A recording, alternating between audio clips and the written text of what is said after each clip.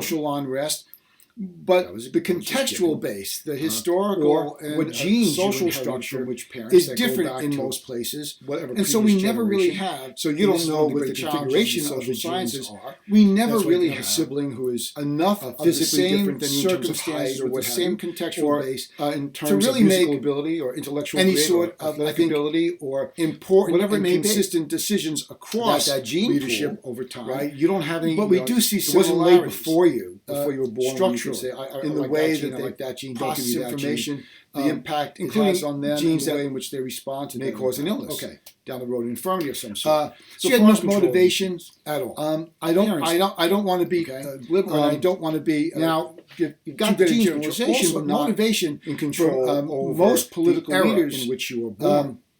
Now that's really important. Is because if you were born to have some power, and do some good, perhaps, think about at least perceived good, during that given Barack Obama time. President some are born to where they feel that, in fact, it's...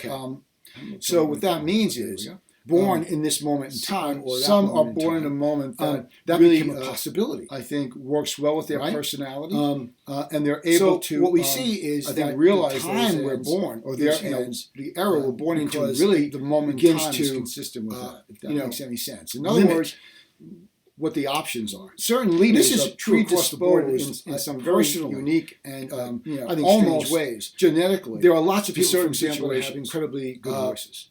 Until others are not. There's electricity. In that same situation. So it becomes, I think, a little bit... There's no internet, there's no television. More difficult. So even though you're looking at a leader in that situation, they have an opportunity for the world really to hear their voice. If this is a situation in this context, that if that person gets a career, maybe they go on, they're successful or not. And that these are the characteristics of leaders in those situations, and here's how they always sort of the combustion work with and make decisions. That changes the landscape particular. And so opportunities, that's not the case side of that. So that would never have been there before. What are we attempting to do? We're attempting to understand sort of now fundamental ideas you're born, and reactions that have to take place. Society, are you born in a desert? In a context, in any context. Where are you born? We're not looking at a particular that comes into play. If you're born, we can take, for example, there's a different experience when there's social unrest, say in South Africa. Let's look at social unrest, or different experience only in Canada, democracy, or any place else. Only in a democracy, the place you're born around for 100 years. So you have no control of the genes. You begin to become more specific. No control. As you become more specific, the application becomes less area you're born into. And the opportunities that you get, even if you have several different cases of technology and so on, those may be unique cases. So all of that's in the mix. So this is the world. So how much have you had control over up to that point? We live with a lot of moving parts. None. And so now we're trying to understand is there a consistency across those moving parts all in some way? Now, even though there are a lot of moving parts, it depends upon with that. Can we learn from it? And the answer is yes, we can learn values. Right? What's the value? And we could recognize similar situations. What's the reward you're going to get personalities and similar reactions, and get a more insightful understanding of the reactions that might and they just take place in any given situation. So we can look at all kinds of things, how they don't history and the like. You could do it over and over again. That just it's probably best to look at and hear it. Maybe some structural. There are people that have perfect pitch and get a better sense of it. Perfect pitch. Okay, they can hear it. So, what are we really trying to do? Now, look at here. How do we improve? How do we go about assessing? You can get better at it. But the likelihood of you being able to, as I said before, there's normative typologies and that sort of thing. But we have to really, without any focus on, physicality or ability, but just by sheer grit. We have these normative typologies that you're not going to move that much further. Reading lays out, right? Hand coordination is another thing. Think about sports.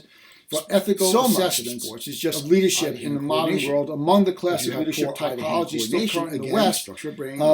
One of the more popular is Aristotle's normative dualistic typology that distinguishes between self-interested rulers and leaders and common interested rulers and leaders. Think of Aristotle's normative typology of leadership correlates 200, 300 feet in the air, whatever number of rulers on the one you've got to be able to get and the motivation and results space spatially on the other. So the first part of that is pretty clear, right? We talk about the number of people can't do that. A lot of people spatially don't see where it is. It's a spatial challenge. All of this is genetic. Now, I know again, it gets there's always a safe argument to say that some things, how we define a particular leader, nurture, in a given moment. That is true. Is it political? I don't think we can say that about you being toned. All right. So, not being able to hear.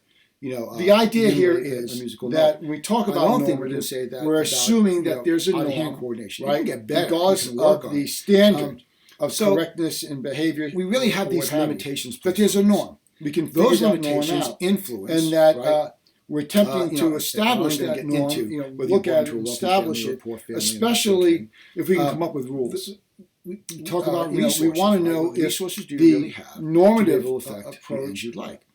What happens here, because actually gives us some fundamental rules that are consistent. It's interesting. Social scientists are always looking for consistency. They're masters of their own destiny. Obviously, so we learn they believe that. But again, it's not easy. They have to hold others to that same standard. We begin to sort of break things down. If you're born to a very wealthy family, it's very difficult. Somehow, you'd be hard pressed to find someone in that situation from the family. All right, so let's look at these two meanings of good leadership. I didn't deserve any of this. I just, I was born here, 17, and I got lucky. And that sort of good. Now, I'm not saying that doesn't happen. I'm just simply saying that ethical as well. They had no control over the goals, but balance, cognitive realism, and risk, cognitive consistency are very important. Vision, efficiency of means to ends, and success in achieving the group's cognitive distance is uncomfortable. I see each.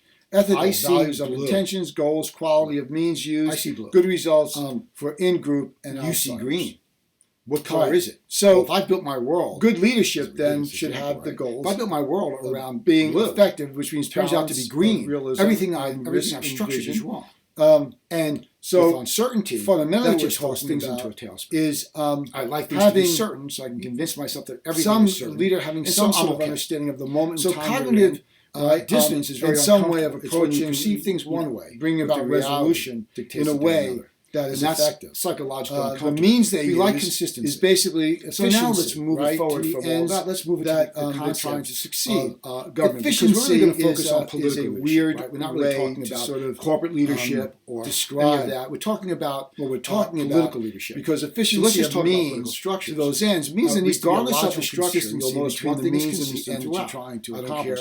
That the straightest, the best and most effective means are those that are almost linear. I don't care about move along a linear line. The type of government you've got. That there's one thing we can see that executing this works, and we execute effectively, and it does various layers. Obviously, the consequences. There's leadership, and there are resources in achieving the group resources that determine the power that those people in that leadership and achieving those goals are important. So now, the assumption here is not to say that the goals in a group are only things like those goals are really representative of that group. Across moments in time, politics, during which a charismatic trying to affect a policy in most places I can't think of issue. In other words, was really horrible, success lacking in charisma. Achieving a group's goals means the goals are pretty consistent, prominence, probably usually broad, and that the way in which we go about satisfying those goals is anyway. So this idea then of political leadership exists. Some means of efficiency leadership. On the ethical side. Values of intentions, so we define what it is and all why. Again, in those goals, there's uncertainty. The value is it's difficult to come some sort of reaction to things. We might be able to say present themselves values with uncertain like freedoms. We don't have if we could define pretty good sense of exactly those values are important because so we can hand it off to somebody else. And now, by the way, I've taken care of that because that leader of expression, passing it off. That's an important. I've already resolved. So look at that and we say, okay, we can build. Anything that represents something more equitable society is valuable, and therefore they should be making this decision.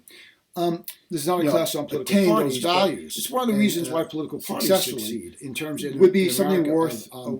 Establishing themselves, and there's a reason why there's only two, the means, more than two. The nice thing about binary stuff, when we're talking about ethical, it's not one, it's got to be the other. If these guys are wrong, those guys have got to be right. People like simple choices. I hate to keep saying things. They don't want a myriad of choices. But ethical behavior is one that should be consistent. They don't want to ferret through the morals and all the particulars to figure out stuff. Except it's a lot easier to say you're a Democrat or Republican, acting in a way that's consistent with those. You look at who they support over time. And finally, in terms of consequences, good results typically turn out to be outside, closer to one or the other. That you go beyond those that are just in your group.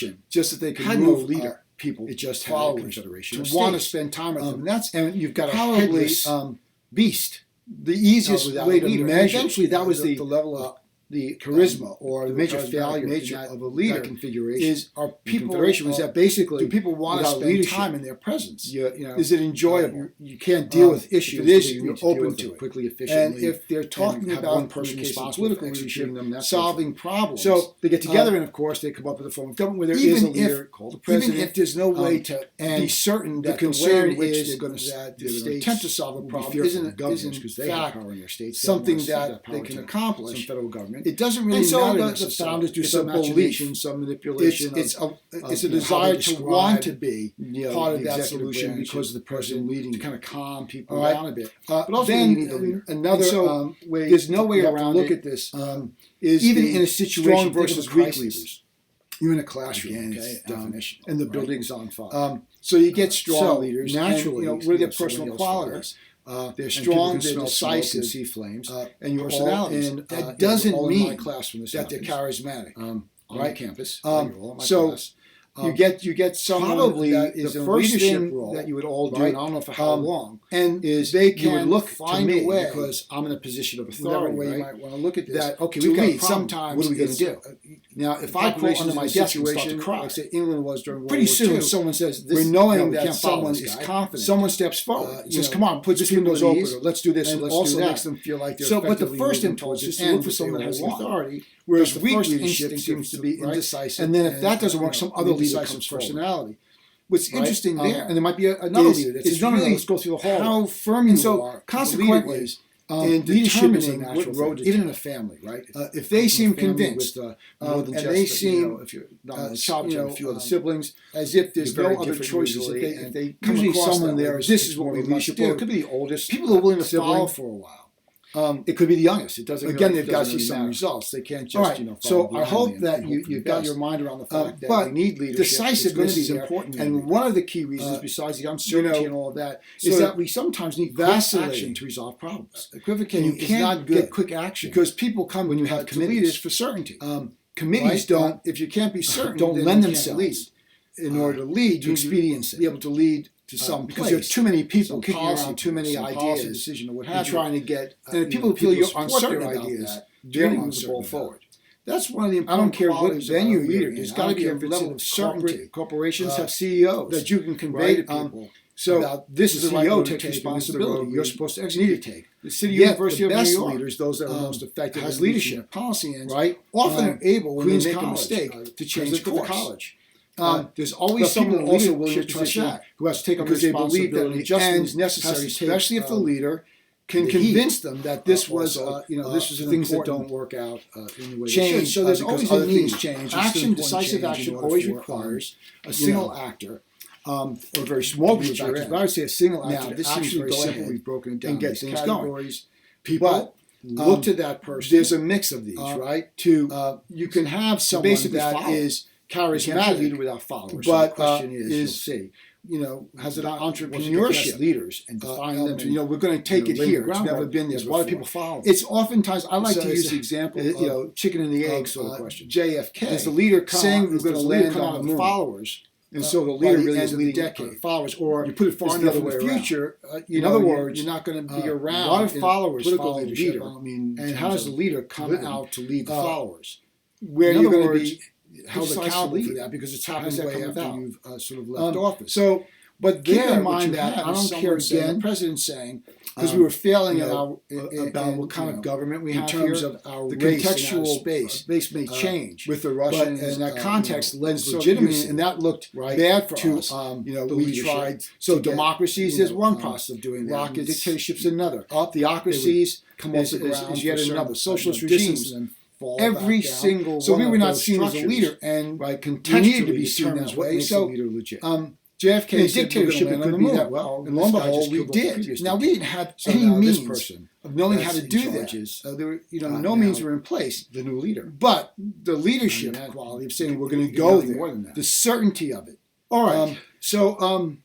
Again, the human condition people to begin to believe that's possible, and then pursue avenues and deviate from them as need be. We understand that will get us there, and eventually you get there. And if you get there because the political leader says you're going to get there, and then we actually do, all of a sudden, I mean, the world was watching as we landed on the moon. It doesn't matter that they don't have. There was nothing discernible we could say about that experience. Like, we found this. We like people that have done stuff before. Discernible. This person has headed 3 companies or 3 colleges. We don't need to go back. But the idea that we were involved in government for many years, on the moon, and so they must know what they're doing. So we want them to have put us obviously at the forefront.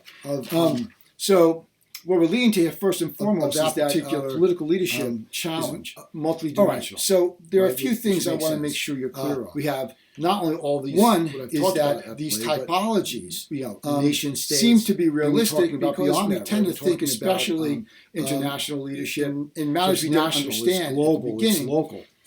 In a binary fashion, very, very stratified. It's strong. And so you can see it operates in many different contexts. I mean, certainly leadership in a local, say in a small town, charismatic leader is going to be different than in a given circumstance, but not in another. It's a measure of maybe their comfortability.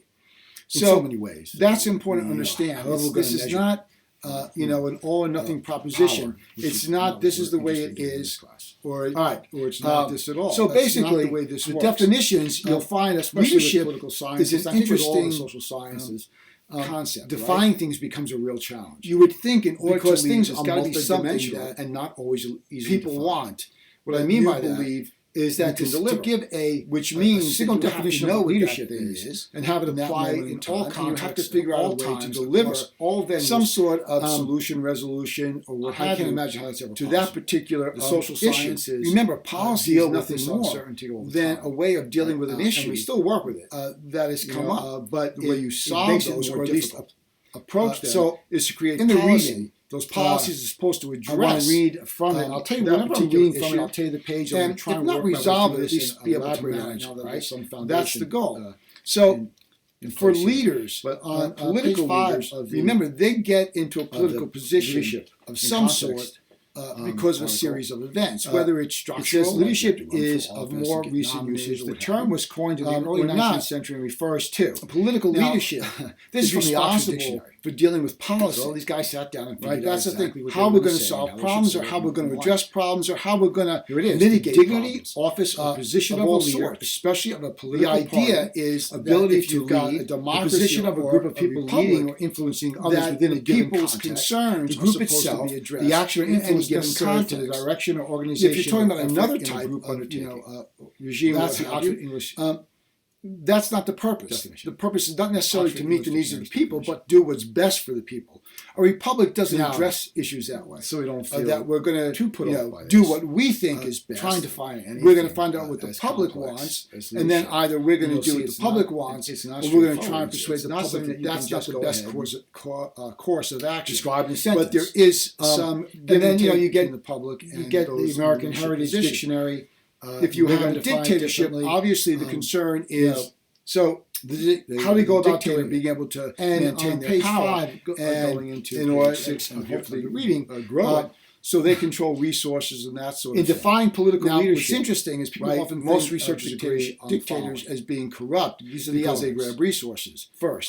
At the personality and traits of a leader, or that's not unique necessarily to dictatorship. You can get that happening in all kinds of political structures. We have to take into account why, because human beings, personality and traits of a leader, are involved in those structures, and human beings, as I said in the first lecture, suffer from traits and ethical fear, cultural and greed, character, and a whole host of issues within whom the leader interacts.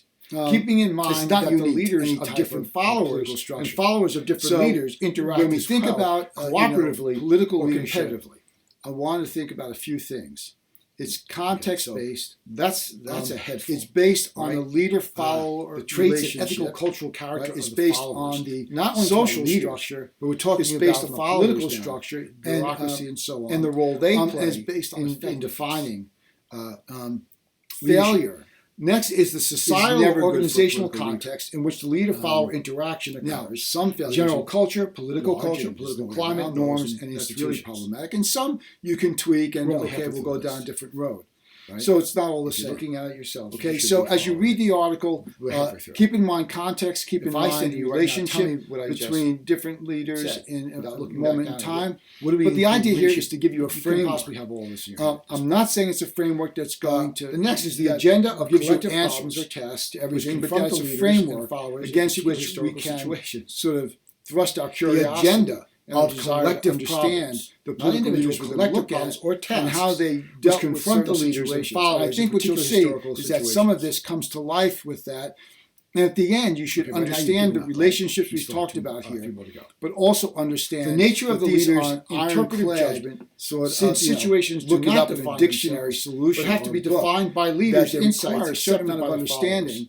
You'll notice that so far there's one thing we can carry forward is a relationship between leadership and followership. Your focus based upon the moment dynamic there, the total context. Next, the means, so we'll pick it up, and intangible leaders next time. That the leaders use to attain their ends and or their followers' goals. These are the techniques with which the leader uses to mobilize support on behalf of her or his agenda and or to maintain support or position.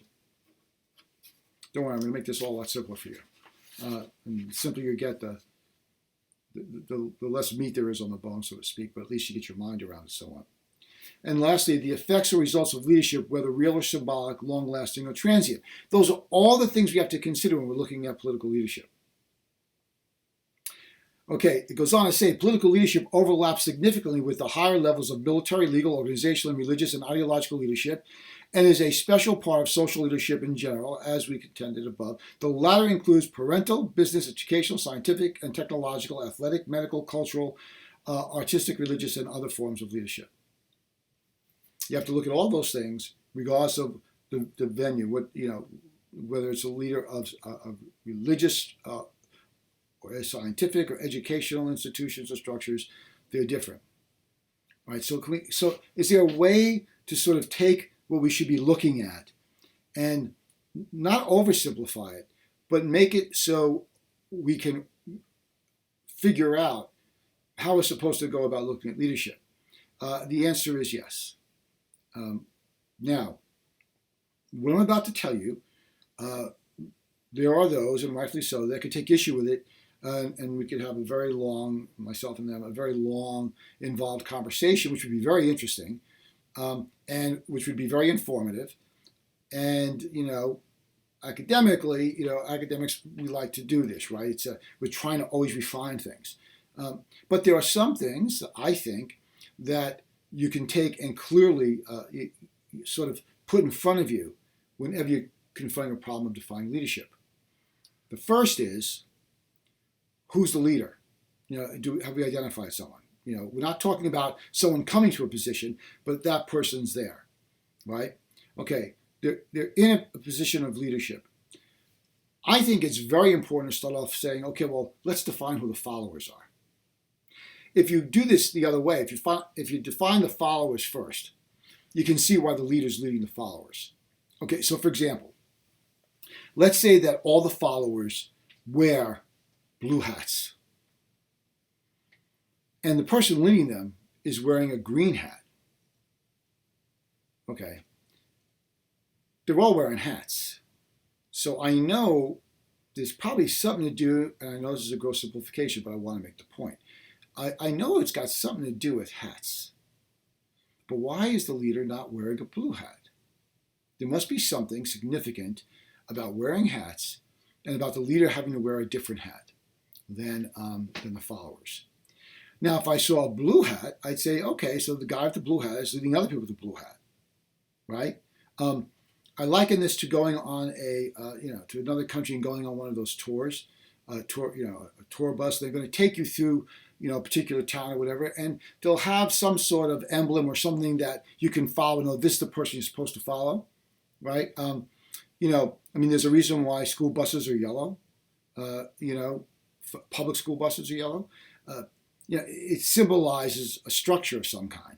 So if you look at the followers, right? If you were looking down a road, in the city, where you live, wherever, and you saw small children walking, together, organized and hopefully behaving well, right? and they're walking down the street together.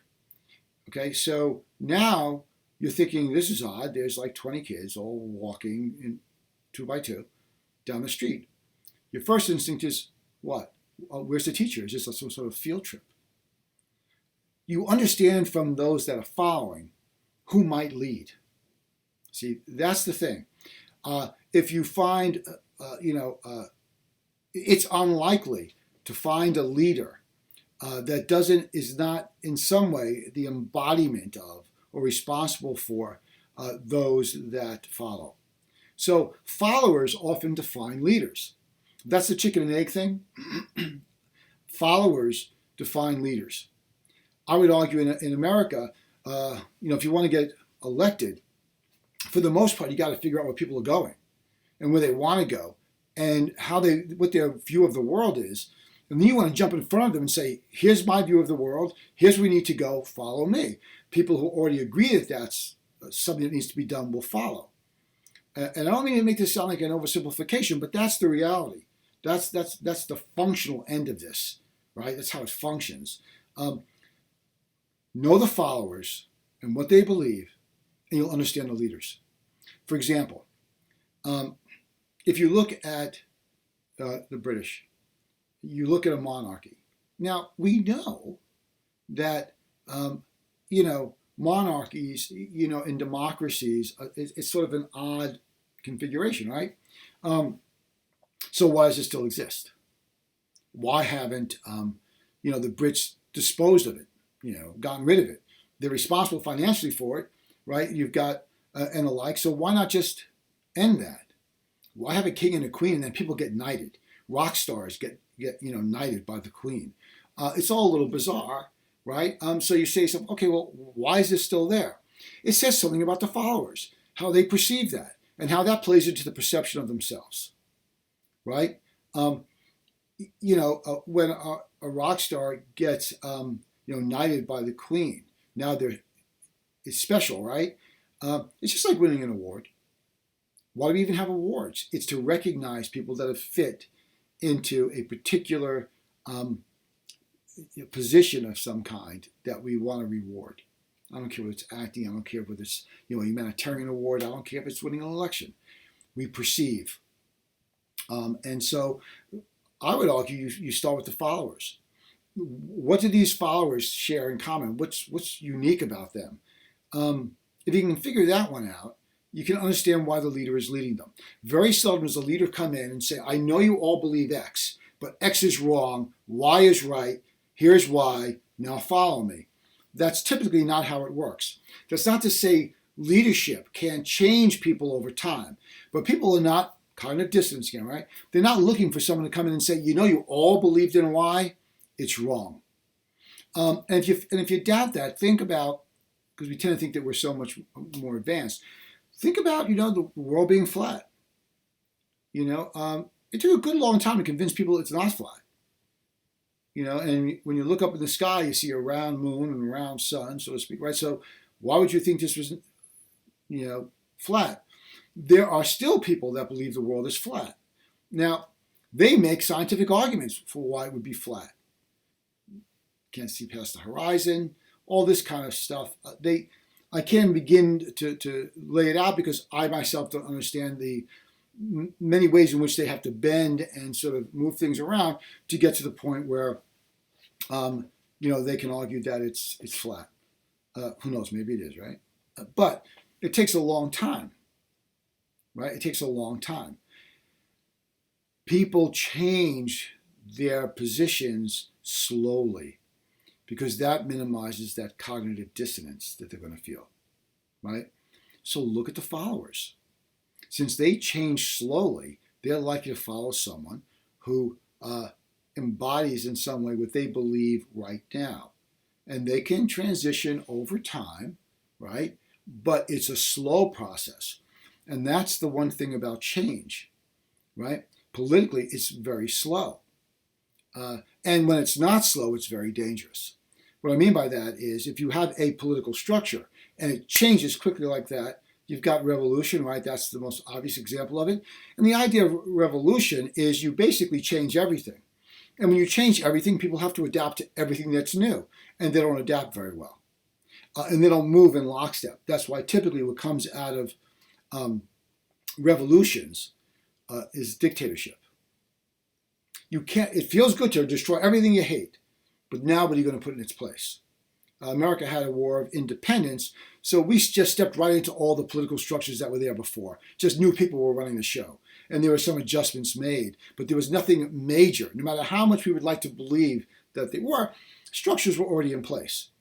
Right? A revolution, everything. That's why they're rare. And when they do occur, they disrupt the process completely of governance. And so the followers don't know what to do. They knew in the beginning what they had to do, which is right, rise up against the power, throw yourself against it, and eradicate it. And then it's sort of, now what? Now what? Now who's going to pick up the garbage? How's that going to get organized? Who's going to secure the streets so that people are not at each other? Who's going to make sure that we have access to food and clean water and the like? Governance is practical. It's incredibly practical. Take care of the practical stuff, which is boring and no one likes, right? All right, we got to get the snow off the streets. All right, no one's dying to become a political leader so they can make decisions about when to send the plows out. Right? That's not how leaders think of their role. So define the followers. Look at the followers, see what characteristics they have, see what their wants and desires are, which are much easier to get at collectively than it is for one individual. What does this leader think or feel? And I would argue that in America, at least, politicians are sort of a subspecies of human being. And I don't mean that in a horribly derogatory sort of way. I just mean that it's a group of people that have to be comfortable doing things in ways that are uncomfortable for most of us. For example, hypocrisy is something politicians in America and everywhere live with. Leaders can live with hypocrisy a lot better than the average person. Most of us, if we say something or do something that's hypocritical, we feel it. Makes us a little uneasy, but not for politicians. That takes a special sort of ability to pull off. To 1 minute say one thing, and another minute say just the opposite, and claim you're right in both instances. Okay? So look at the followers. So I don't care where it is. If it's in the military, I don't care if it's in a religious organization. Those two are the easiest to see because it's already pre-selected, right? The people that come to that religious organization, right, believe already the founding ideas, principles, or whatever. Same thing with the military. You don't sign up for the military, go in and say, oh, wait a minute here. What's all this? This guy's the captain and this guy's the general and we got to listen to him. And what is this sergeant doing here? How come I don't have any power and authority here? I don't think anyone that enters the military anywhere, because it's very hierarchical, right? Because you need leadership like that. Why? Because you're asking people to risk their lives under uncertain circumstances for somewhat vague principles. And you need people to move in lockstep. The nature of that beast is such that you can have confusion around it, right? Because you need to march, right? You need to get it done. When you talk about, religious organizations and religious leadership, people have already, sort of recognized that. No one really, becomes, faithful to an organization that they don't already have defined in some way in their head. I mean, no one joins any Christian faith, religion, without believing in Christ. You don't join and say, well, whoa, who's this Christ guy? Right? You should know that. Because those teachings are what you're following, and so on and so forth. I mean, if you're talking about, athletics, no one questions the coach. You see grown human beings, right, playing sports professionally, men and women, and their coaches in that venue are expected to take control. And if the coach says, on this play, you give that person the ball, the puck, whatever it may be, you do it, or you get called over, and the coach, gives you a good talking to and says, "Did I tell you to do that? Why didn't you do it?" So just like the military, coaches in sports, people have to follow. And the followers are there to play a sport. It's organized, right? And they understand that the coach has say. Okay, coach, you don't fight that. And if you do, you become unmanageable and nobody wants you. You're making a movie. The guy running the show is the director. And he or she will tell you what they want. The people that are building the sets or whatever, and the actors, they're supposed to deliver what that person wants, right? You can't go in there and say, "Wait, why are you telling me what to do or how to say that or how to build that set? Who are you?" "I'm the director. I direct this thing," right? So I think if you look at the followers and their perceptions, you'll understand the leadership. So all those things I just laid out are nice before, those 7 things you look for, but it really comes down to is who are the followers and why are they following this individual, right? And it's a symbiotic relationship because the followers affect the leadership style. These people believe this. They're following for this reason. I must embody that somehow, right? So basically, the qualities, the beliefs, the motivations, all of those, inform the leader. And so there is a dynamic between the two. I say start with the followers because that, I believe, is the most important part. A leader without followers isn't a leader. So look at the followers, see what they expect, learn all you can about them, see what their blue hats look like, right? And see why this guy's wearing a red hat and what's the significance for them. Do you see what I'm saying? People that follow for reasons that are already set. Figure out the reasons, you'll figure out the style of the leader and why the leader's leading the way they lead, right? If I know it's a basketball team, sorry for all the sports and music analogies, but let's say I know it's a basketball team. And I know the sport is basketball. I know that the coach is leading them because the coach understands basketball and they're there to play basketball. If you put a basketball coach on the field with a bunch of baseball players or hockey players, right? That person's not a coach because they're not going to lead a team that believes something like, "Hey, we're supposed to put the puck in the net," and you don't know how to do that. Okay? So keep in mind that the context varies. All kinds of things vary, but the followers, if you understand the followers, you can work your way back into the leadership and why the leader is the way the leader is. That's very important. All right, so we know that dynamic in some way, right?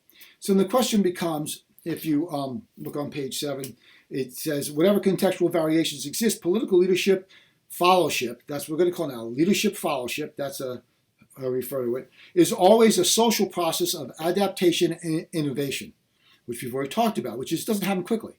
You adapt. Why? Because things always change, right? As things change, if you don't adapt as a leader and as followers to the new circumstances, it's going to be hard for you to survive in that circumstance, right? So innovative adaptation is important.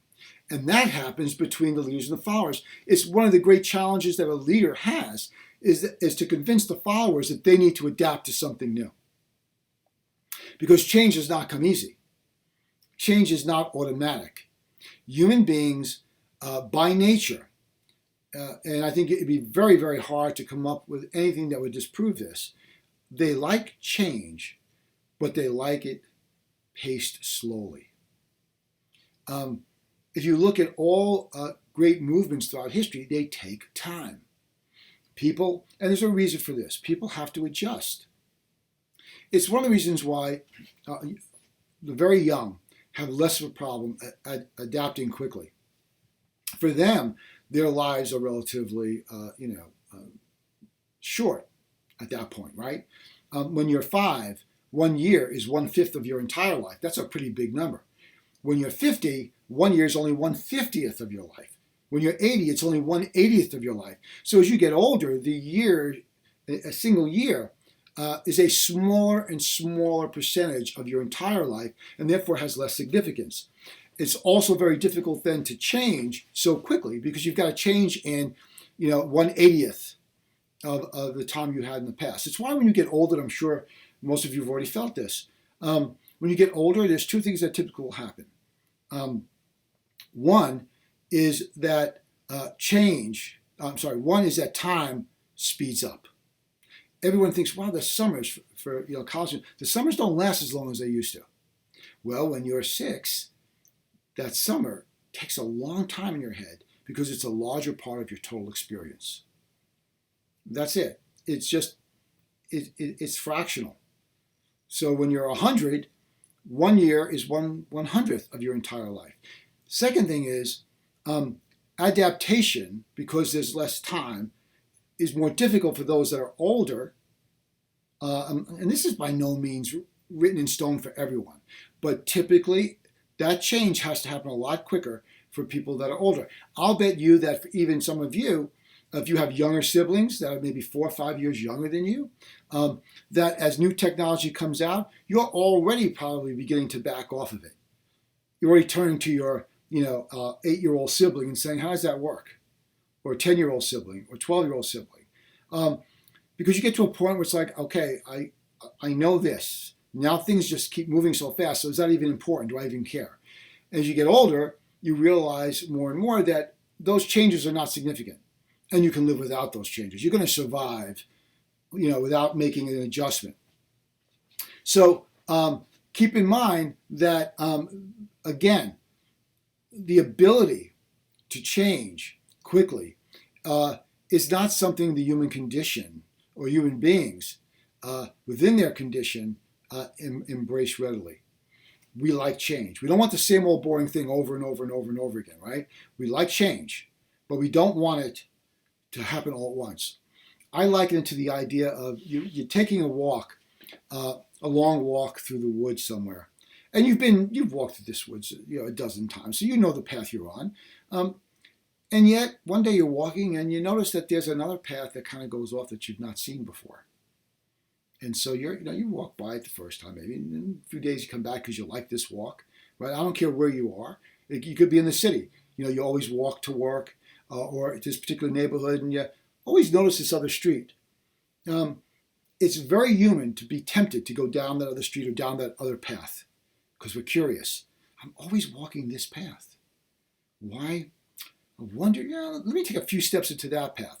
Nobody wants to walk into that, 100 yards down that path and realize they forgot and don't really understand how to get out. We're both excited about the change, right? But we're also nervous about it. And once the change becomes well in hand, we know that path now and so on, the process begins again. Over and over again, in almost all human endeavors, there is this reality. Look, we call things vacations because we vacate. We leave where we normally are. You go on vacation somewhere so you can come back home, right, and enjoy home more, right? There's nothing like coming home once you've been away for a while. And then you're home for a while and you realize, I wish I was away.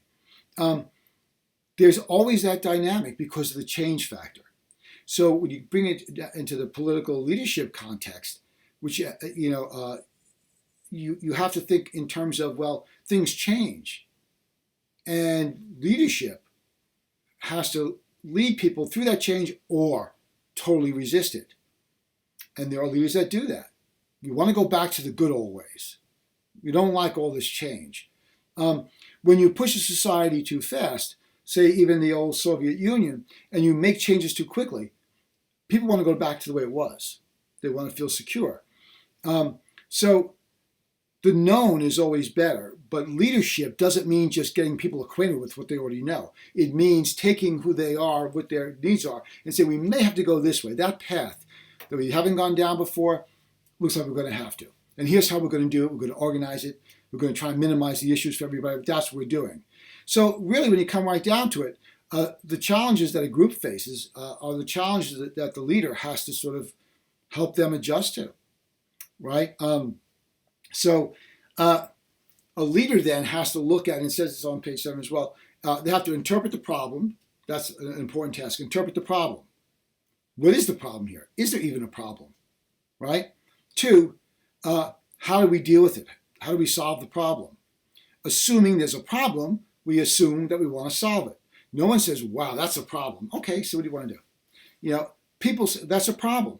We have to resolve problems. Problems are things that get in the way, right, of other things that we hold as valuable, right? If you want to go somewhere and you need a car, and you and your sibling are, because your parents have one car, and you and your sibling both want to use it, that's a problem. One car cannot be used by 2 people at the same time.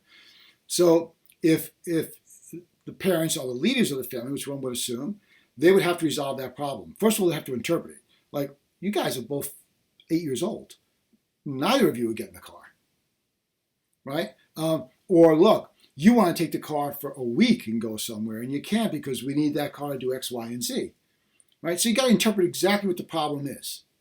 Exactly what the problem is. And then you got to find the ends and the means to solve the problem. All right, how about we do this, right? It's where that nasty word comes in that no one seems to really like, but they talk about it a lot: compromise. Typically, solving a problem, prescribing an ends to that is usually a compromise of some sort. Somehow people think a compromise is a failure of leadership. Why did you compromise that? Because you can't have everything you want all the time when you want it. Why? Because there are limited resources. And not everybody gets everything they want when they want it and in the manner they want it. Right? People that go into anything thinking that that's the case, oh, this job's going to be great, I get everything I want. Or this marriage is going to be great, I get everything I want. Or this friendship is going to be great, get everything I want. Or this college is going to be great, get everything I want. No, that's not the reality. Life is a compromise, right? And leaders have to help people understand that they need to compromise. Here's the problem. Leaders, in order to lead, have to make the followers, right, pick up what the followers need and make them feel as if there's no way you compromise on this. This is too important to compromise. And then what do? You compromise on it. Think about in the political context currently. You want to win, in the case of the Democrats, and at this point in history, Joe Biden, you have, again, as we talked about, you have the centrists and you have the far left, you have the left. You've got these people that are part of your party that have different perspectives, but they're still part of your party. You need all those people for you to get the leadership position, president in this case. So what usually happens, whether it's Republican or Democrat, doesn't matter. During the primary, right, you tell all these different groups, we got to get all of that. That's all important. We're going to get it all. You know that's not going to happen. You know some of it is not even practical, right? It's not even practical. But you're going to say you're going to do it. And then as soon as you get to power, you start backing off of it a little bit. This is the norm. Happens all the time. Primary, right, you move a little further left or right depending upon which party you're in. And then typically what's been the case, get to the general election, you have to move to the center, more moderate positions, which means more willingness to compromise, right? Some people see that as some sort of violation. You said you were going to do this, and now you're not going to do it. You should have gone in knowing that was going to happen, because you can't get everything you want, and you can't have change happen very quickly. Not big change. You bring up, it's in some ways, that expectation is coming from a place of naivete. You can't expect everything to change that quickly, especially when there are serious changes, not little changes. Okay, we're not going to use number 2 pencils anymore.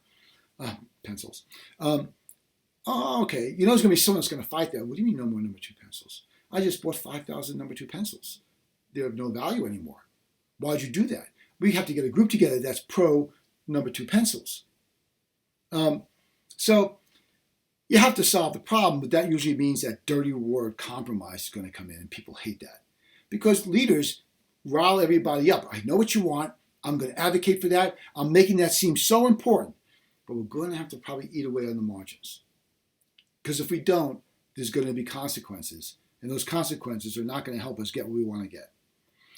propagate personal visions or as solutions, at least responses to problems. Personal visions of leaders, I think, are especially simple. If you want to lead a nation or a city or whatever, I'm not so sure you have ideas about how that should be done. In other words, I don't necessarily subscribe to the idea that leaders are born and not created. I just don't see that. You may have the right qualities and the like and that sort of stuff, but you can't lead unless it's in context with followers. The idea of lead means there has to be people that follow you. You can lead all you want, but if no one wants to follow you, you're leading no one. And if you're leading no one, you don't have a leadership role, right? All right, so this idea that somehow your personal vision, I think you can make a very strong case that political leaders don't really have personal visions. That political leaders, in a sense, what they really do is they figure out what other people want. I don't think, and I'm trying to say this in a way that doesn't seem overly derogatory towards politicians. I don't know if there are many politicians that would stick to their personal vision if it meant they were going to lose followers. Leadership requires followers, and the more followers you have, and the more they believe in you, the more powerful you are. No one seeks a leadership position unless they want power. Why would you? What does leadership give you but a lot of work, headache, and a lot of people to satisfy? There must be some value to it, right? And so that value is power. Power is a great currency. It means that you can control your destiny more, right? The uncertainty principle. And it means you have possibly more resources to do that. That resources aren't enough, but you have more resources to do that. When you think about it, leadership positions must require some sort of a reward. Otherwise, why would you seek them? So this idea of a personal vision, I'm not so sure if you can go in with that and keep to it hard and fast and expect that you're going to keep your power. Think about political parties. Think about the news media, which we've talked on, right? Why do they behave the way they behave? Google, Facebook. Are they guardians of information now? Does that mean something? What power does that give them? You look at Facebook. You don't pay anything to get the service. Why would that be? Early on, right? Zuckerberg would say, well, it's for free, and people ask, well, how are you going to make money? Well, he figured it out. You're going to make money by basically selling information about the people that are on Facebook so that people can sell to them. You think about Amazon. Same thing. Amazon figured out, Bezos figured out with the help of others that, you don't need bricks and mortar. You don't need to have a building on a street and do business that way. You could be a clearinghouse where all products run through you without you ever having to, get any space to put them in. And you get a piece of the action all the way down the line. So this gives them a great deal of power, right? And so they don't mind leading in that industry. Oh, they're a leader in that industry. If they're a leader in that industry, they're succeeding at it. You give up or you take on power because you expect something back for it, right? Because usually power, leadership comes with responsibility. I mean, even in a dictatorship, the dictator is beholden to the power elites, people that have money. Once the dictator doesn't serve them anymore, and oftentimes also the military, that leader can expect, there's going to be problems in them retaining their leadership. Even in our relationship here, this is a position of power, right? Albeit very small, but it is a position of power. So why would I do this? Do I love this little bit of power and do I feel somehow benefited by it? Well, no, I get a resource out of it, right? Now, resources I'm going to get paid, okay? And so, there are other ways to get paid, other ways to make more money, whatever. So why this way? Personal choice about how you want to spend your time and so on and so forth. But I know that to get this, I have to take on some responsibilities that maybe I'm not too fond of, right? Or that I know, well, okay, I've got to do this, in order to keep this position, right? If you're going to be promoted at work at some point, it's going to come with additional responsibility. No one says we want you to do exactly what you're doing, only now we're going to pay you more. You find that job, and I guarantee you there's a line around the block of people that want that job. We're just going to give you more money, just do what you're doing. Don't do any more. Just going to give it, right? It's like saying to an actor, we're going to give you $20 million for this film that you're going to do, but we don't want you to do anything else. In other words, we're going to take another movie that you've already made, and we're just going to use that, and we're going to give you $20 million to use that movie. It's a good deal, right? So the point here is that politicians and political leaders, their personal visions, I'm not so much sure about how you jump at that. And the next thing about mobilizing followers to implement their solutions, leadership, right? This is all, I'm going off a few points on page 7, so you can kind of put this in context. The followers should already be mobilized. You're just giving them a structure to do it in. They should already have the impetus. They should already want to do it. Now, I know that compromise is difficult for the reasons I mentioned, but I also want to make you aware of a couple of other things about political leadership and the structure. There are certain things when it comes to compromise, certain tools that leadership uses, especially in a democracy, so that the followers can more readily digest the leader's positions and actions. The first, I've already mentioned, hypocrisy. You'd be amazed at how willing people are to believe something, even though you just said the opposite, 3 months ago, right? So long as it's plausible that you could have transitioned to the other side without really ever transitioning at all, then you can probably pull that off. But you got to be comfortable with hypocrisy. And as I said before, most people are not. Another tool for doing this really is around lying by omission. Well, I didn't say that. No, you left it out. And had you told us that, right, we would have made a better informed decision. But you didn't tell us. So lying by omission. I just didn't tell you that. Right? It's interesting because, children do those first two things all the time. They lie by omitting something. They didn't really lie to you. They just didn't tell you about it, right? So that person was with you when you did that. Yeah, but you didn't say that. You said you did it alone. Yeah, well, I don't want to get them in trouble. Kids are more honest if you press them, right? So lying by omission happens all the time with politicians. Hypocrisy is just is a main course. I don't care whether you're a liberal, a conservative, libertarian. I don't care where you are on the political spectrum. I don't care what political party you belong to, right? Hypocrisy is everywhere. It's everywhere, pure and simple. The other problem here is half-truths. Half-truths are really dangerous because it's not a lie, and so you can't say the person lied. And it's not necessarily an omission. You sort of have given people, something that did happen, but not the complete story, right?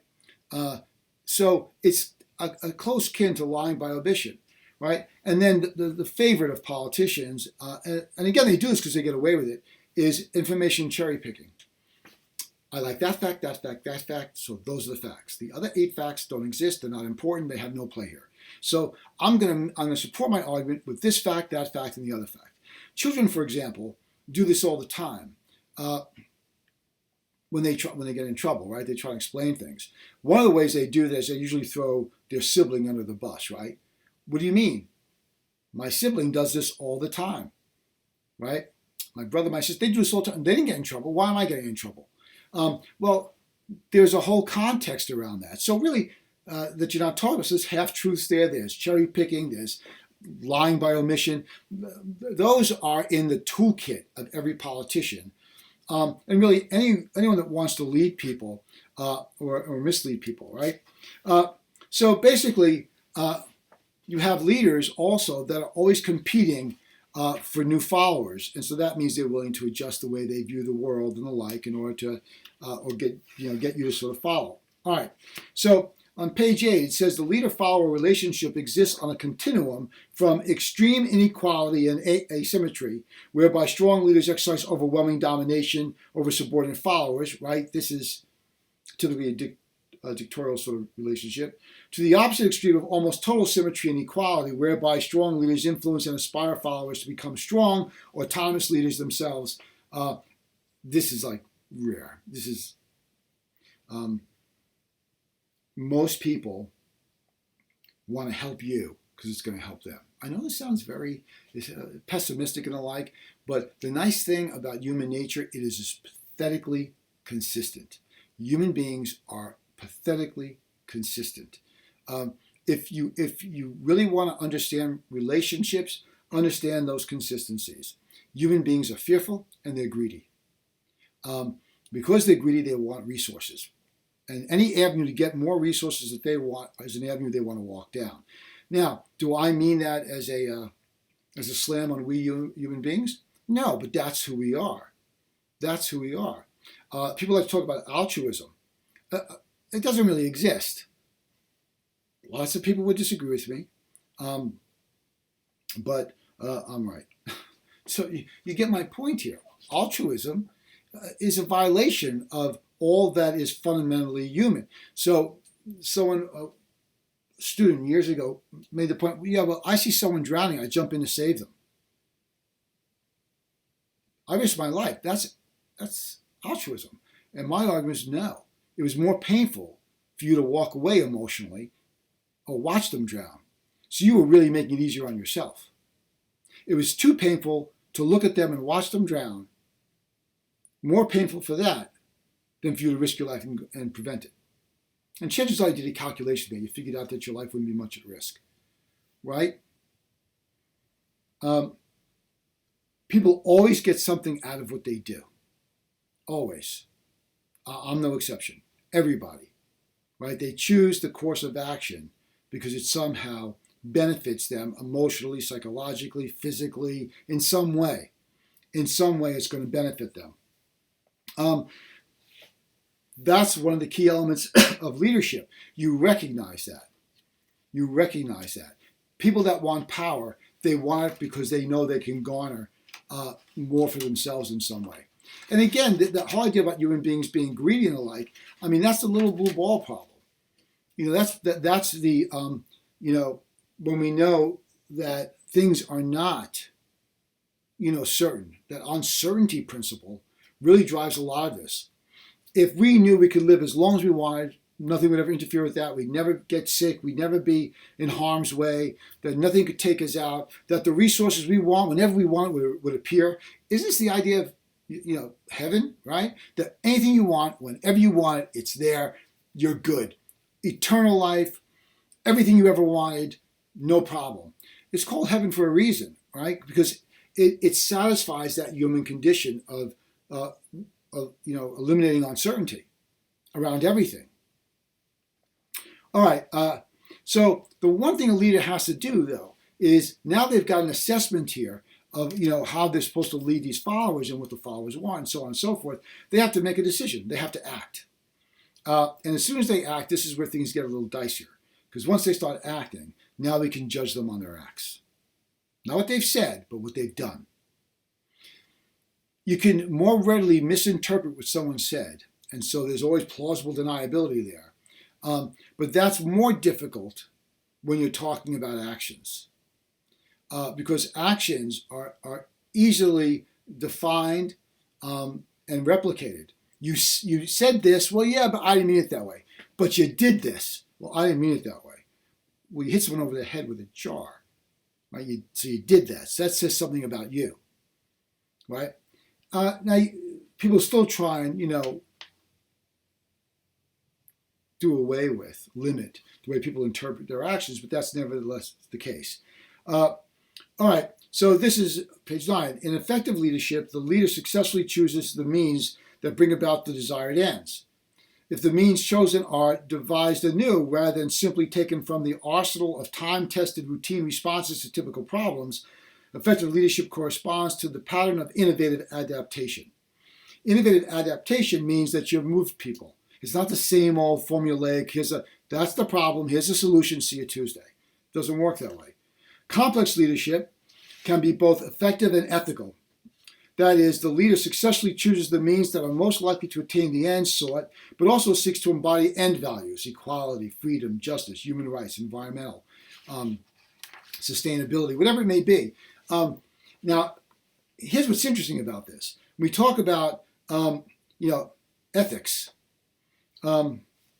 It's effective, one thing, we can measure that hopefully, but ethical behavior. How do we define what ethical behavior is? The author of this article says, well, equality, they embody end values such as equality, freedom, justice. All those things have to be defined. Nothing is perfectly equal. Equality, as I said before at the beginning of the lecture, the path to the present, right? All of the, things we have no control over. You're never going to be equal. Not in that way. You're going to be tone deaf. You're not going to be able to say, oh, that's a C note, or that's a B flat. You're not going to be able to do that. But the equality we're talking about here is really quality of treatment, right? That everyone should be treated equally in ways that are, important to all of us. Okay? Freedom. Freedom has limitations. You can't be totally free. Justice, very difficult concept. People think that justice is fairness, and I would argue it's not. Because fair is too fungible. Again, children, what they think is fair is not always fair at all, right? And so justice, it can't be fairness. There has to be a measure of it there, but you can't have a judicial system based on fairness. There's no rules around that. What makes something fair? You talk about getting into a convoluted, quagmire of ideas and concepts that can't be defined, trying to find fairness, right? Most people know what's fair is for them. What's fair is I get everything I want whenever I want it, and no one interferes with it. That's fair. Obviously, that can't be fair, because if everyone did that, people would not get what they want. Human rights, I just teach a class on human rights. That's really complicated. And yet we all kind of know what these things are. We kind of know what we mean when we talk about them, right? All right. So, on page 10, some theorists argue that leadership by definition is ethically good. That the idea of leading is ethical. It is a process whereby an individual influences a group of individuals to achieve a common goal, but without using coercion. I like that definition because the word coercion in there takes out that one little element of absolute altruism. Being affected in some way by forcing people to do something. And force is not exactly the right word. Coercion is a bit different. But, coercing them. This is good for you, right? Coercion it doesn't have to be a negative thing, right? If I give you money to do something, am I coercing you? Yeah. You're doing something you would not otherwise do, either to get some benefit or to avoid some punishment. Typically, when we think of coercion, we think of it being a negative thing. But aren't I coercing you if I say, look, if you just, do X for me, I'll give you an A in the class. If you, bring me a sandwich, before class, I don't get a chance to eat, you'll get an A. That's corrupt, but it's coercion. And it's not negative so far as you're concerned, although I realize you're probably a paragon of virtue, but you'd say, hey, it's a sandwich. And the guy's going to pay me to get the sandwich, so, I'm fine. All right. So keep in mind that these things are not always, so straightforward. All right. So in the on page 11, there are a couple of things here that I want to help put in perspective for you here. It says, in the voluminous and growing social science literature on political leadership and followership, one can find a variety of theoretical and methodological approaches to studying leadership, but little agreement on what reliable knowledge about leadership does exist. Again, it goes back to my approach, which is look at the followers first. Look at the followers first. Think about it this way. Every good leader has to know where their audience is. And that means they have to know what the audience wants, right? The audience wants. Look, if there's a comedian that's performing, somewhere, the comedian, right, figured out a long time ago that people are coming to see them to laugh. Now, typically you know enough about how the world works that if you want to be a comedian, you already know that. But the people come in because their need is being satisfied. They're following because they're going to get what they want. Go to a comedy club and have someone stand up and give you a lecture on the importance of virtue, and you have a lot of unhappy followers. They didn't come there for that. That's the key here, right? So again, define the followers, right? I define all of you. What are you? You're college students. Why are you here? What do you want? You want to get a college degree. How do you get that college degree? You get so many credits by taking so many classes. Okay, so you need to take courses.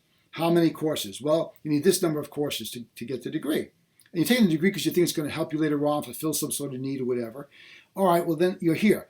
You can't possibly take that many courses and enjoy them all, right?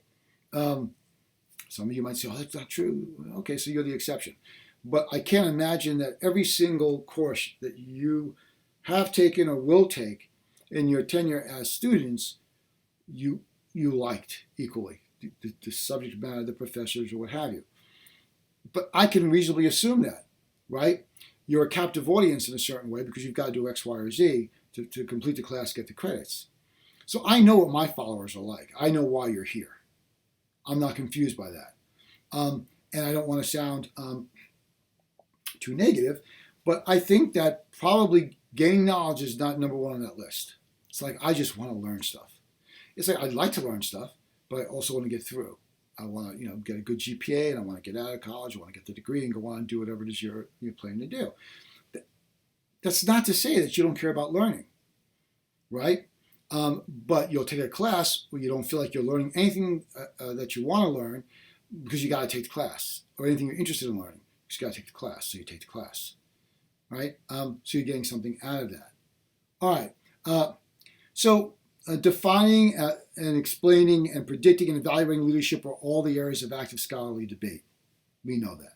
All right. Combined with comparative quantitative investigations, now we're getting somewhere, have been and will continue to be indispensable for arriving at reliable knowledge about political leadership without denying the value of experimental and other methods used to study leadership in social and political psychology. In other words here, tools. We can measure certain things. We like to measure certain things. And if we can measure them accurately and consistently, that gives us important information. So what can we really measure about leadership?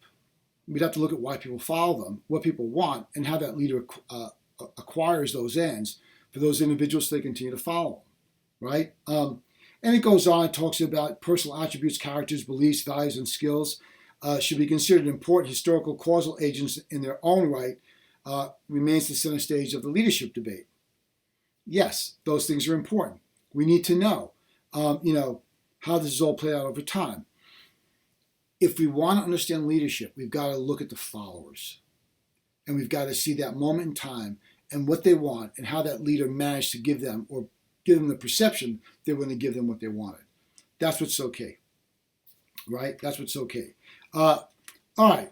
So it's always a bit of a cost-benefit analysis, right?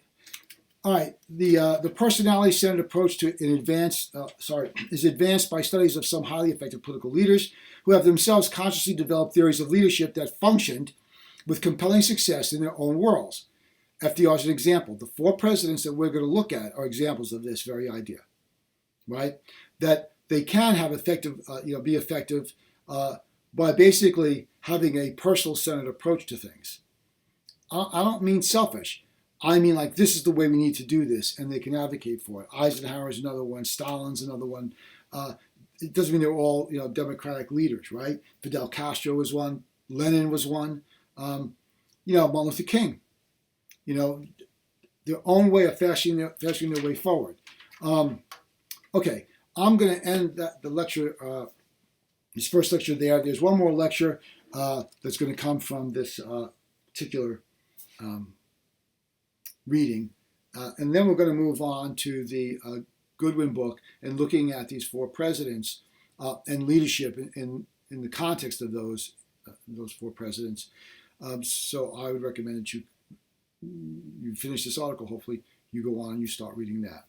Okay, the second lecture will be, we'll finish this up, the political leadership in context reading. So please make sure you get that done before you view the next lecture. All right, we're going to continue now with the second lecture on leadership. Again, it'll be the same thing. I'm going to read something to you and explain it from the Political Leadership in Context article. All right, so the whole body of Lenin's work on the question looks as if it were more informed by neo-Hegelian thought on the power of ideas rather than classic materialist determinism characteristic of Marx.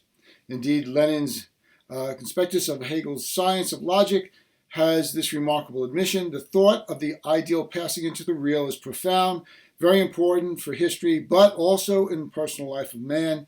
It is clear that this contains much truth. All right, we get into sort of areas where it's more philosophical than practical. I think the importance for political leadership is always in practical context. People do argue out, right, what should be considered and what should not be considered in terms of our understanding of what political approach or what approach we're going to take to political leadership. I think it's best if we think about political leadership, as I've said, in a contextual basis based on personal qualities and also that moment in time. Different leaders at different points in time, as I've pointed out, very important, because if you're going to assess a leader, you have to assess them in that moment. So philosophically, you can say there's these ideas, right, that we sort of mull about and move about as academics and the like, and they're very important. But ultimately, it comes down, we look at and we study leadership in based upon moments in time and particular political leaders. There are similarities, things that we learn that are really important. We can get bogged down in arguments. When I say bogged down, I'm really talking about focusing on things that maybe are interesting and may have some importance, but ultimately are not getting where we want to in this class, which is looking at leadership, looking at those situations and those leaders, and seeing exactly how they dealt with various challenges based on personality, path to the present, those challenges facing them. All of that is very important for understanding contextually what leaders are likely to do in a given environment under a considered political system. In our case, it's democracy, in order to really understand what makes for a more effective leader.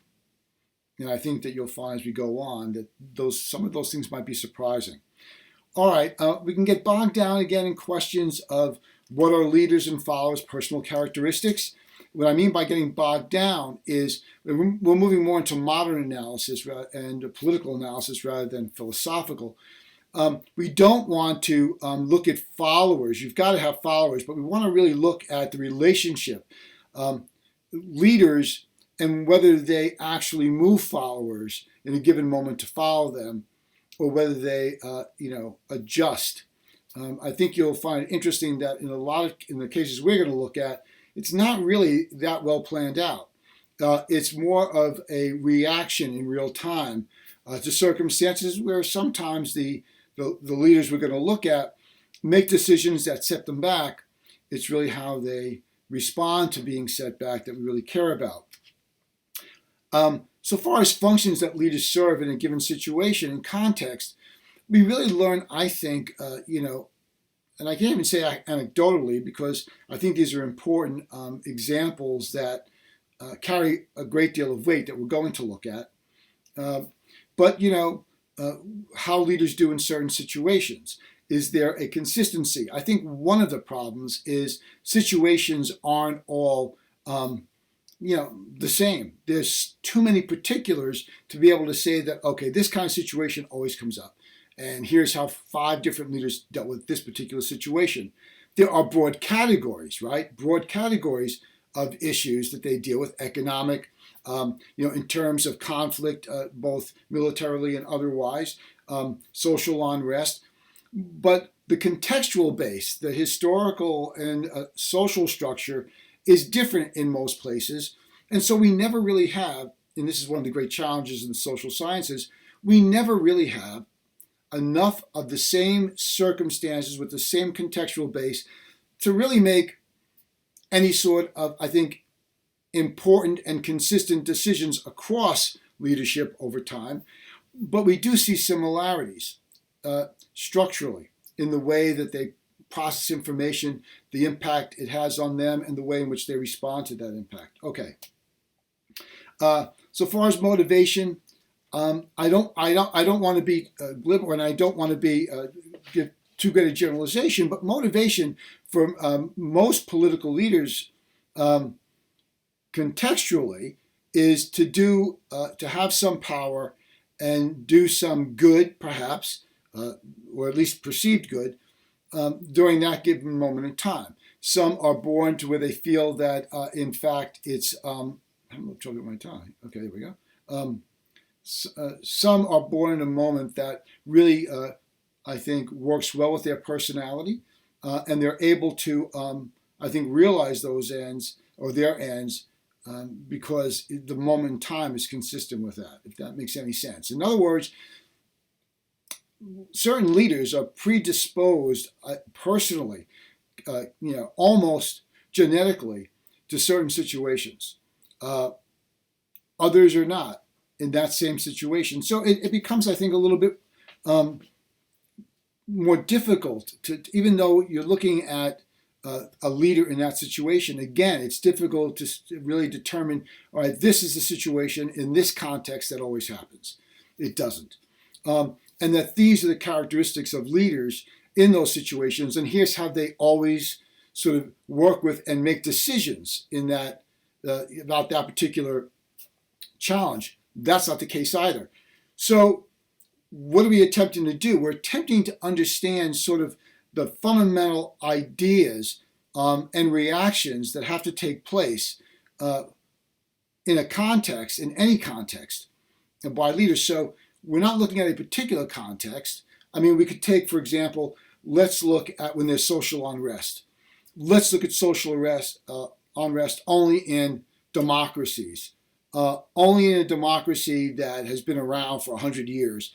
I mean, you begin to become more specific, and as you become more specific, the application becomes less important. Because the more specific you get, even if you have several different cases of it, those may be unique cases that are not going to crop up again. So this is the world in which social scientists live, as I've said. We live with a lot of moving parts, and so what we try and understand is there a consistency across those moving parts in some way, even though there are a lot of moving parts. Can we learn from it? And the answer is yes, we can learn from it. And we could recognize similar situations with similar personalities and similar reactions and get a more insightful understanding of the reactions that might take place in any given situation. So we can look at all kinds of things, how leaders move history and the like, but I think that it's probably best to look at maybe some structural things and get a better sense of it. Okay, so what are we really trying to look at here? How do we go about assessing these situations? As I said before, there's normative typologies and that sort of thing. But what we have to really, I think, focus on is we have these normative typologies that, as your reading lays out, right? Normative typologies equip us with the important instrument for ethical assessments of leadership in the modern world, among the classic leadership typologies still current in the West, one of the more popular is Aristotle's normative dualistic typology that distinguishes between self-interested rulers and leaders and common interested rulers and leaders. Aristotle's normative typology of political leadership correlates two variables: the number of rulers on the one hand, and the motivation and end results of their ruling on the other. So the first part of that is pretty clear, right? We talk about the number of rulers. That's reasonably, we're reasonably capable of determining that. Again, it gets contextual. When we say leaders, in how we define a particular leader in a given moment, is it political, is it something else, or what have you? All right, so the idea here is that when we talk about normative, we're assuming that there's a norm, right, regardless of the standard of correctness in behavior or what have you, that there's a norm. We can figure that norm out, and that we're attempting to establish that norm, look at it and establish it, especially if we can come up with rules. We want to know if the normative approach actually gives us some fundamental rules that are consistent. It's interesting. Social scientists are always looking for consistency, obviously, so we learn something. But again, it's not easy, and I think that we begin to sort of break things down to categories and get it to a point where it's very difficult to really assess what might work in a given situation. All right, so let's look at these two meanings of good leadership. You can find this on page 17 in your reading. Good equals effective, and then ethical as well, right? So the goals: balance of realism and risk in vision, efficiency of means to ends, and success in achieving the group's goals. We're going to look at these each. Ethical: values of intentions, goals, quality of means used, good results for in-group and outsiders. All right, so good leadership then should have the goals of being effective, which means balance of realism and risk in vision. So fundamentally what we're talking about is having some leader having some sort of understanding of the moment in time they're in, right? And some way of approaching, bringing about resolution in a way that is effective. The means they use is basically efficiency, right? To the ends that they're trying to succeed. Efficiency is a weird way to sort of describe what we're talking about, because efficiency of means to those ends means there needs to be a logical consistency between the means and the end that you're trying to accomplish. That the straightest, the best and most effective means are those that are almost linear, that move along a linear line. That we can see that executing this works, and we execute effectively, and it does work. Obviously, the consequences is there's a success in achieving the group's goals. If you're leading a group, there are goals, and achieving those goals are important. Now, the assumption here is that the goals in a group those goals are really representative of that group across moments in time during which we're trying to affect a policy that will address a particular issue. In other words, success, in achieving a group's goals means the goals are pretty consistent, probably usually broad, and that the way in which we go about, satisfying those goals is going to be, effective. We're going to actually, some means of efficiency will get us there. On the ethical side, values of intentions and, again, in those goals, the value is difficult to come to. We might be able to say that values like freedom, if we could define that, those values are important because the society is based upon freedom. Let's say freedom of expression, that's an important one. So we look at that and we say, okay, we can build anything that moves us towards a more equitable society in terms of our being able to, attain those values and successfully would be something worth our efforts in going after. Now, the means, always it's about, when we talk about ethical, the quality of the means. Look, ethics are, I hate to keep saying things are difficult to define, but ethical behavior is one that should be consistent with the morals and the accepted means in a society. Acting in a way that's consistent with those, one would consider ethical. And finally, in terms of consequences, good results for in-group and outsiders. That you go beyond those that are just in your group, but the impact, generally speaking. So these are normative in structure. There are also empirical typologies. Empirical typologies, as an approach, refocuses the researcher's attention on the observable functions of leadership, the personal qualities of a leader, or the sources of a leader's authority, rather than assessing leadership from the sublime perspective of terminal values. Empirical typologies seek to situate the problem within a context of individual and social psychology, group interactions, and social structures of institutions. Leadership, according to Weber, is exercised according to traditional, legal, rational, or charismatic domination, authority, and legitimation. Weber's typology of the most common motives of leadership in pre-modern and modern societies emphasizes leaders' embeddedness in society and helps solve research tasks of comparative nature. Okay, embeddedness in society is what I'm curious about and exploring a bit here. Those that drive leadership in the pre-modern and modern societies emphasize leaders' embeddedness in society.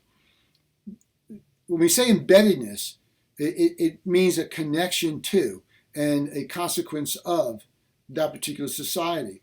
In other words, leadership, it's difficult to move a population unless in some way you are tied to that population. You can connect to that population or convince them that they should be moving with you.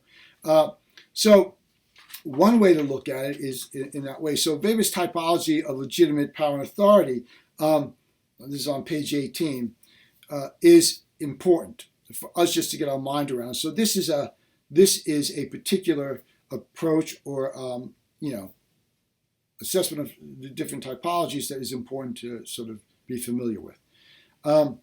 So the type of legitimate power and authority: traditional, rational, legal, and charismatic. I would argue that charismatic is very important across the board, regardless of the type of political structure you're in. And so, all right, traditional, the source of legitimate power in a traditional legislative power and authority relationship is just custom and the institutions that are in place. That's traditional, right? Here's how we do things, and this is the way we've always done them, and this is the way we're going to continue to do them. Then there's the rational and legal, and here again, now you get legal and bureaucratic procedures. That one type of legitimate power comes from just being part of a rational legal structure that's responsible for just procedures, in carrying out the will of the leadership. Then it's charismatic, personal qualities, extraordinary gifts of the leader. I think this is the most important. Most people are not motivated to follow a bureaucrat, but they are motivated to follow someone who is charismatic. And in the United States, there have been any number of charismatic leaders. While it's hard to define what charisma is, it's not something that I think you can make the argument that it's not something you can learn, that it exists or it doesn't exist. When you feign that, I think it's pretty obvious that this is not comfortable for you. Charismatic leadership usually does a couple of things. One, it puts people at ease. In order to be able to receive someone's personality, if you will, you need to be at ease. You can't feel threatened. You can't feel uncertain. So charismatic is important for putting people at ease so they're open to the ideas. The second thing about it is that it has to be enjoyable. In other words, people feel safe in that environment, and your way of expressing things, storytelling is a big one, as you'll see, is something people can latch on to. They can understand. They're not confused by. You can't be charismatic and no one knows what you're talking about because it's just too complicated. I mean, it's very hard to be charismatic in an effective way if that's actually the situation. So these personal qualities are important. usually in the ability to speak, usually in the way you speak, and the way in which you can communicate. A lot of, when you think about our political leaders that have been charismatic, they can really move crowds. I'm not really concerned with, for good or ill, just that they can move people, followers, to want to spend time with them. And that's probably the easiest way to measure the level of charisma or the charismatic nature of a leader is, do people want to spend time in their presence? Is it enjoyable? If it is, you're open to it. And if they're talking about, in the case of political leadership, solving problems, even if there's no way to be certain that the way in which they're going to attempt to solve a problem is in fact something that they can accomplish, it doesn't really matter necessarily. It's a belief. It's a desire to want to be part of that solution because of the person leading you. All right. Then another way we have to look at this is the strong versus weak leaders. Again, it's definitional, right? So you get strong leaders, and what are their personal qualities?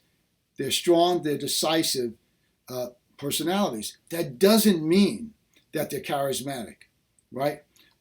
So you get someone that is in a leadership role, right?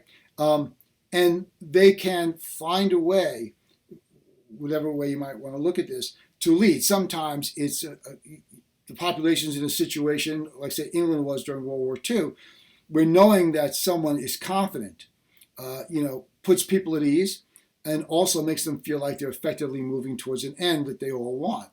Whereas weak leadership seems to be indecisive and an indecisive personality. What's interesting there is it's really how firm you are, the leader is, in determining what road to take. If they seem convinced and they seem, as if there's no other choices, if they come across that way, that this is what we must do, people are willing to follow for a while. Again, they've got to see some results. They can't just follow blindly and hope for the best. But decisiveness is important in a leader. Sort of vacillating, equivocating is not good, because people come to leaders for certainty, right? If you can't be certain, then you can't lead. In order to lead, you need to be able to lead to some place, some policy decision, or what have you. And if people feel you're uncertain about that, they're uncertain about it. That's one of the important qualities about a leader. There's got to be a level of certainty that you can convey to people about this is the right road to take and this is the road we need to take. Yet the best leaders, those that are most effective in reaching their policy ends, often are able, when they make a mistake, to change course. But people are also willing to trust that, because they believe that an adjustment is necessary, especially if the leader can convince them that this was an important change because other things change. It's just an important change in order for to reach your end. Now, this seems very simple. We've broken it down in these categories, but there's a mix of these, right? You can have someone that is charismatic, but has an entrepreneurship element. We're going to take it here. It's never been there before. It's oftentimes, I like to use the example of JFK saying we were going to land on the moon by the end of the decade. You put it far enough in the future, you're not going to be around in a political leadership, I don't mean in terms of living, where you're going to be held accountable for that, because it's happened way after you've sort of left office. But there, what you have is someone saying, a president saying, because we were failing in terms of our race in outer space with the Russians, with the Soviet Union, and that looked bad for us. We tried to get rockets up. They would come off the ground for a certain distance and then fall back down. So we were not seen as a leader, and we needed to be seen that way. So JFK said, we're going to land on the moon. And lo and behold, we did. Now, we didn't have any means of knowing how to do that No means were in place. But the leadership quality of saying we're going to go there, the certainty of it, allows people to begin to believe that it's possible and then to pursue avenues and deviate from them as need be that will get us there. And eventually you get there. And if you get there because the political leader says you're going to get there and then we actually do, all of a sudden, the world was watching as we landed on the moon. It doesn't matter that there was nothing discernible we could say about that experience. Like, oh, we found this, and it's clear and it's discernible, and we don't need to go back. But the idea that we were able to do it, to land on the moon, was very impressive and put us obviously at the forefront of that particular challenge. All right, so there are a few things I want to make sure you're clear on. One is that these typologies seem to be realistic because we tend to think, especially in matters we don't understand at the beginning, in a binary fashion. It's weak, it's strong. It's a charismatic leader or it's not. There could be a charismatic leader, right, in a given circumstance, but not in another. It's a measure of maybe their comfortability. So that's important to understand. This is not, an all or nothing proposition. It's not this is the way it is, or it's not this at all. That's not the way this works. Leadership is an interesting concept, right? You would think in order to lead, there's got to be something that people want that you believe you can deliver, which means that you have to know what that thing is in that moment in time, and you have to figure out a way to deliver some sort of solution, resolution, or what have you to that particular issue. Remember, policy is nothing more than a way of dealing with an issue that has come up. The way you solve those, or at least approach them, is to create policy. Those policies are supposed to address that particular issue, and if not resolve it, at least be able to manage it, right? That's the goal. So for leaders, political leaders, remember, they get into a political position of some sort because of a series of events, whether it's structural, like you have to run for office and get nominated or what have you, or not. Political leadership is responsible for dealing with policy, right? That's the thing. How we're going to solve problems, or how we're going to address problems, or how we're going to mitigate problems of all sorts. The idea is that if you've got a democracy or a republic, that the people's concerns are supposed to be addressed in any given context. If you're talking about another type of regime or what have you, that's not the purpose. The purpose is not necessarily to meet the needs of the people, but do what's best for the people. A republic doesn't address issues that way, that we're going to do what we think is best. We're going to find out what the public wants, and then either we're going to do what the public wants, or we're going to try and persuade the public that that's not the best course of action. But there is some give and take between the public and those in the leadership position. If you have a dictatorship, obviously the concern is the dictator being able to maintain their power and hopefully grow it, so they control resources and that sort of thing. Now, what's interesting is people often think of dictators as being corrupt because they grab resources at the expense of the people. Well, that's not unique necessarily to dictatorships. You can get that happening in all kinds of political structures. Why? Because human beings, are involved in those structures, and human beings, as I said in the first lecture, suffer from, fear and greed and a whole host of issues that are always present. It's not unique to any type of political structure. So when we think about, political leadership, I want to think about a few things. It's context-based. It's based on the leader-follower relationship, right? It's based on the social structure. It's based on the political structure, bureaucracy, and so on. And it's based on effectiveness. Failure is never good for a political leader. Now, some failures are large, and there's no way around those, and that's really problematic. And some you can tweak, and okay, we'll go down a different road. So it's not all the same. Okay, so as you read the article, keep in mind context, keep in mind the relationship between different leaders in a moment in time. But the idea here is to give you a framework.